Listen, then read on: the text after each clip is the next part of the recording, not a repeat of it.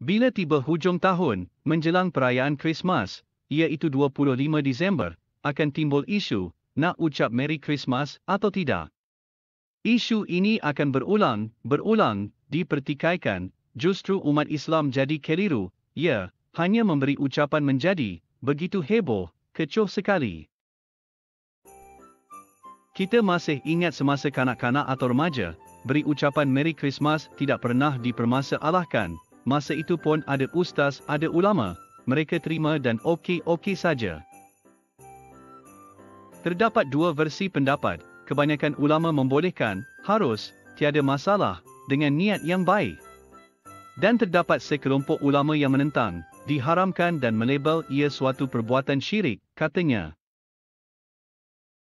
Majoriti ulama kontemporari yang ahli di bidang fikir, tafsir dan hadits membolehkan ucapan Selamat Hari Natal. Ulama yang membolehkankan menilai hal itu sebagai bentuk berbuat baik kepada non-Muslim. Maka memberi Selamat Hari Raya kepada mereka hukumnya boleh. Kelompok ulama ini juga berpendapat bahawa mengucapkan Selamat Hari Raya kepada non-Muslim bukan berarti mengakui apa yang dipercayai mereka, namun lebih pada penghormatan dalam bermasyarakat dan menjaga kerukunan bersama. Mari kita semak cara Rasulullah SAW berurusan dengan non-Muslims, pendapat dan fatwa ulama-ulama ahli sunnah yang muktabar, ulama ahlu sunnah wal jamaah yang mengharuskan, kita beri ucapan, Selamat Hari Natal.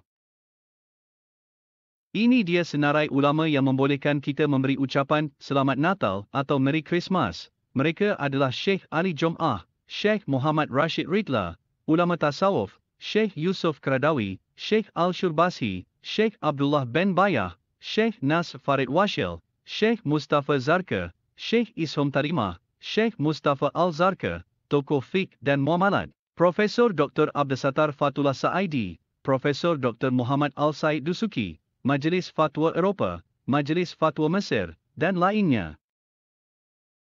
Pemimpin Al-Azhar, Imam Besar Ahmed Al-Taib, menyampaikan ucapan Selamat Natal kepada pemimpin umat Katolik Paus Franciscus dan seluruh umat Kristiani dunia.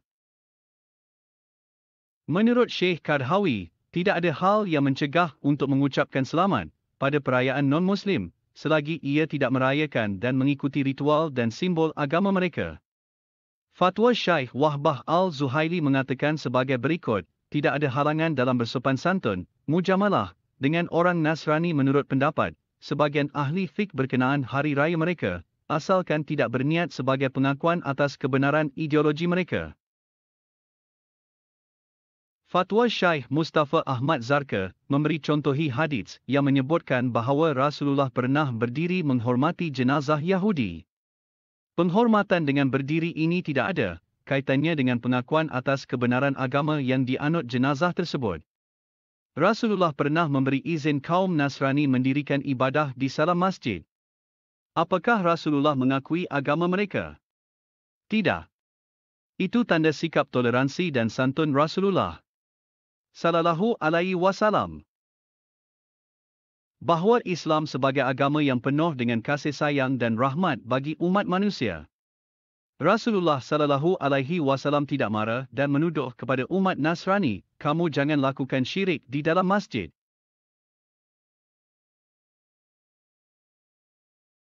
Menurut Syekh Ahmad Zarka, ucapan selamat kepada saudara pemeluk Kristiani yang sedang merayakan hari besar mereka, diperbolehkan.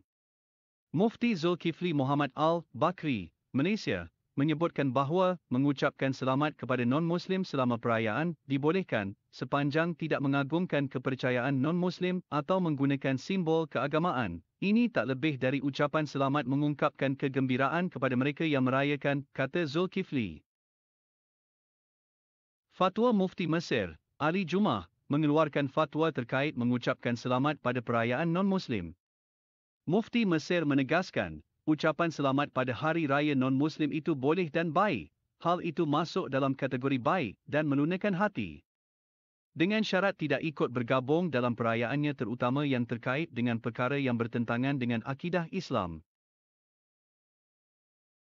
Mantan Menteri Agama Quraisy Shihab menyatakan, saya tahu ada ulama besar di Suriah memberi fatwa bahawa itu boleh mengucapkan Selamat Natal. Kerana itu bagian dari ungkapan, hubungan baik, ulama Ahlus Sunnah wal Jamaah, Aswaja, pada umumnya menghalalkan atau membolehkan mengucapkan selamat pada perayaan umat non-Muslim termasuk Natal, Tahun Baru Cina, Deepavali dan Taipusam. Namun, ada di kalangan ulama yang mengharamkannya dan ada juga ulama yang mengharuskannya. Ucapan selamat dibolehkan apabila umat Kristen yang memiliki hubungan khusus dengan seorang Muslim seperti hubungan kerabat, tetangga, teman di kampus atau sekolah, di tempat kerja, dan lain-lain. Mengucapkan selamat termasuk kebaikan yang tidak dilarang oleh Allah, bahkan termasuk perbuatan yang disenangi Allah Subhanahu wa Ta'ala sebagaimana sukanya pada sikap adil. Ulama terkenal, merangkap Mufti Kerajaan Qatar, Profesor Dr. Yusuf Al-Qardawi berpendapat, Islam tidak melarang kita berbuat baik terhadap ahli kitab yang tidak bermusuh dengan kita. Kita harus berbuat baik kepada mereka sebagaimana mereka berbuat baik kepada kita.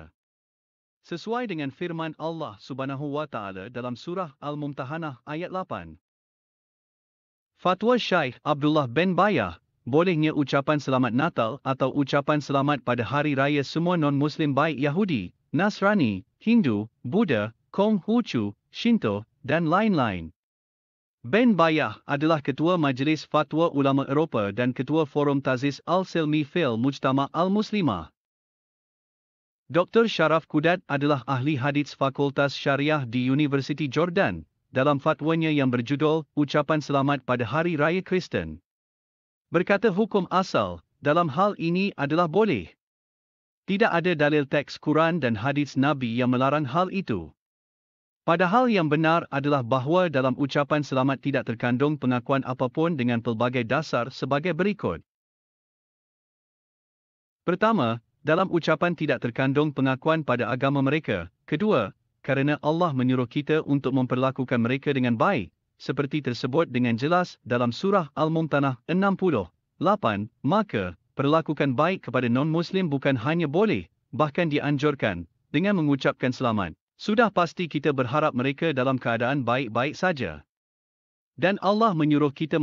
Ketiga, kerana Allah mensyariatkan kita untuk tahaluf, berkoalisi, dengan mereka sebagaimana yang dilakukan Nabi saat beliau datang ke Madinah Al-Munawwarah. Keempat, kerana Allah memerintahkan kita untuk mengunjungi rumah mereka dan menyambut kedatangan mereka di rumah kita. Sebagai sikap mutual respect. Jadi bila agaknya isu ini mula timbul, dan jadi masalah, dengan tuduhan-tuduhan yang keras. Haram, syirik dan sebagainya, ini adalah kelompok puak Wahabi, yang memulakan isu ini dengan berhujah, bahawa memberi ucapan Merry Christmas, adalah haram. Sama juga seperti memberi pengakuan, bahawa Nabi Isa adalah anak Tuhan, dan sebagainya. Sementara hanya minoriti ulama yang melarang, mengharamkan, iaitu kelompok Wahabi. Namun, suara Wahabi yang mengharamkan terkesan lebih lantang dan nyaring.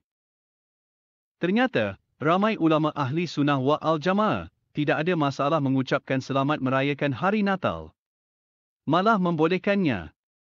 Hanya ulama Wahabi Salafi dan pendukungnya yang tidak sepakat dengan pandangan majoriti ulama, lalu mengharamkan ucapan selamat Natal.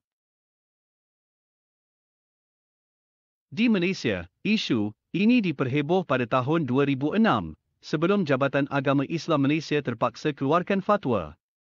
Apabila digembar-gembor oleh puak Wahabi dan pencinta Zakir Naik, isu ini timbul lagi pada tahun 2014 apabila Ikatan Muslimin Malaysia, sebuah organisasi yang konservatif dan kontroversial menolak ucapan selamat Hari Natal kepada kaum Nasrani sebagai haram.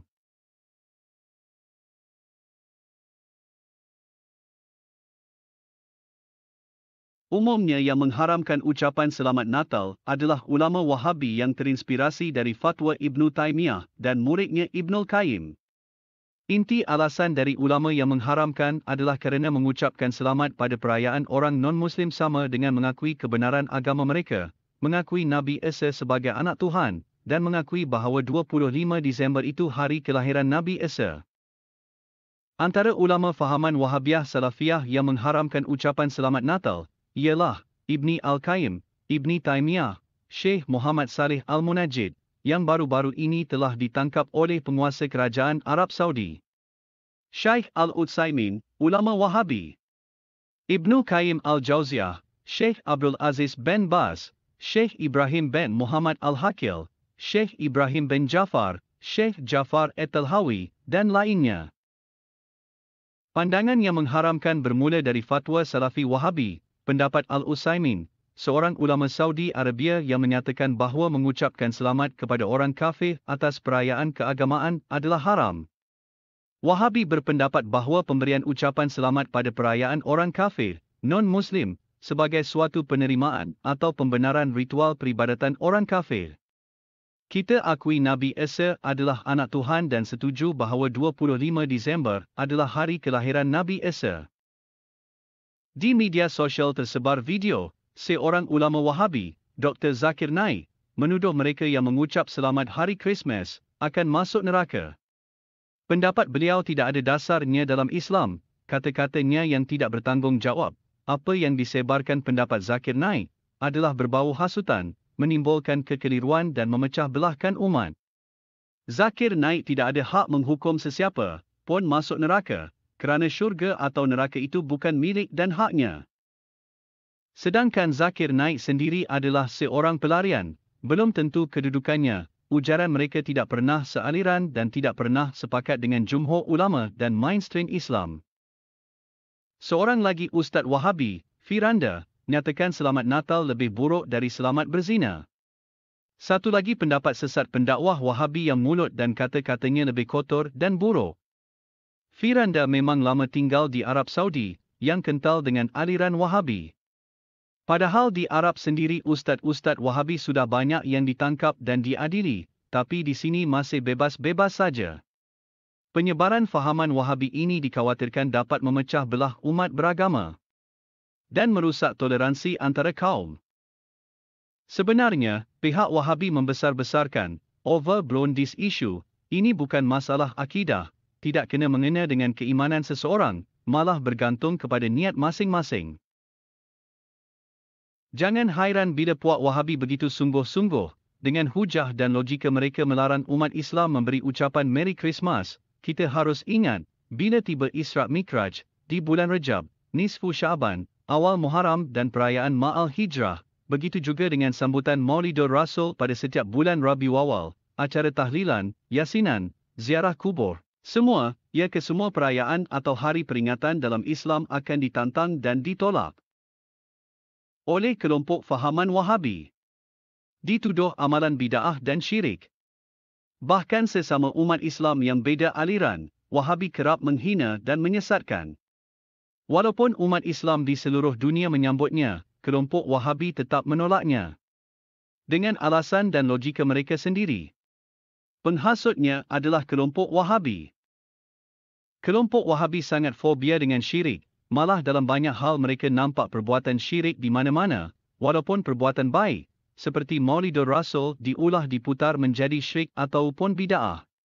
Sebenarnya terdapat banyak lagi perkara dosa-dosa besar yang boleh menjerumus seseorang masuk neraka dan mengundang kemurkaan Allah, di antaranya membunuh, makan riba, makan duit anak yatim, durhaka kepada ibu bapa, memutuskan silaturahmi, munafik dan lain-lain. Wahabi berhujah berargumentasi dengan pandangan-pandangan serong mereka, fahaman yang diputar belit hingga sebahagian masyarakat terpedaya dan percaya. Kali ini helah dan fitnah Wahabi dapat memancing pengaruh akal fikiran ramai, dengan hujah dan logika yang sungguh meyakinkan. Sehingga ustaz-ustaz moderat yang anti-Wahabi, seperti Ustaz Abdul Samad dan Ustaz Adi Hidayat pun termakan putar belit Wahabi. Dan melarang memberi ucapan selamat Hari Natal. Dan kelompok Wahabi bertanggungjawab ke atas kemusnahan dan merobohkan kesan-kesan sejarah Islam yang berusia beribu tahun. Bangunan-bangunan peninggalan Nabi, menetupkan makam-makam para sahabat dan para Nabi, ini sangat dikesalkan, tapi puak Wahabi tidak peduli.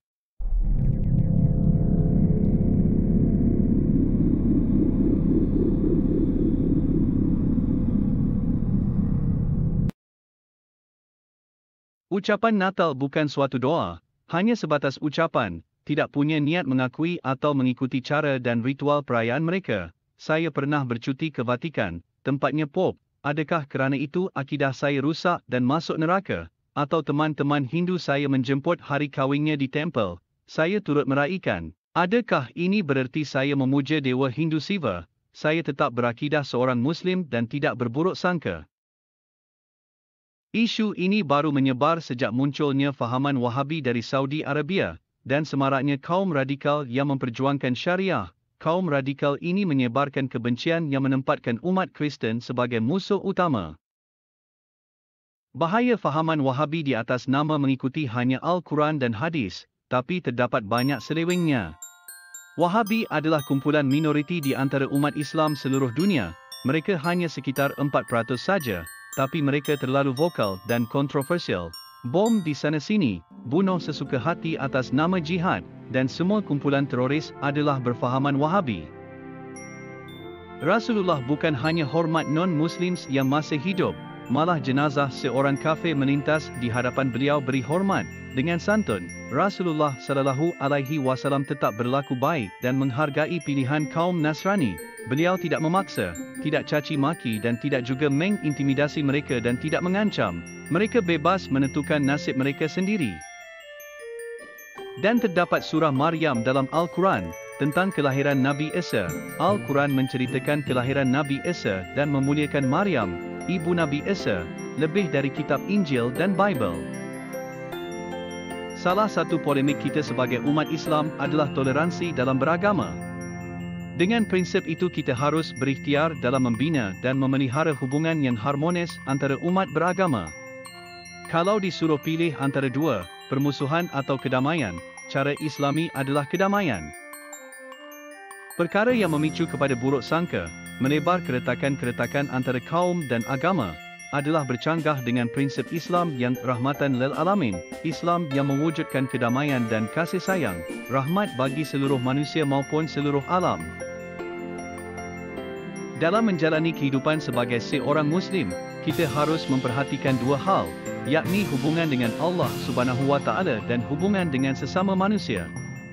Hubungan dengan Allah terkait iman solehnya seorang individu sebagai hamba Allah, dan menegakkan hubungan dengan sesama manusia terkait dengan adab dan akhlak sosial sebagai makhluk dan insan dalam pergaulan dan bermasyarakat.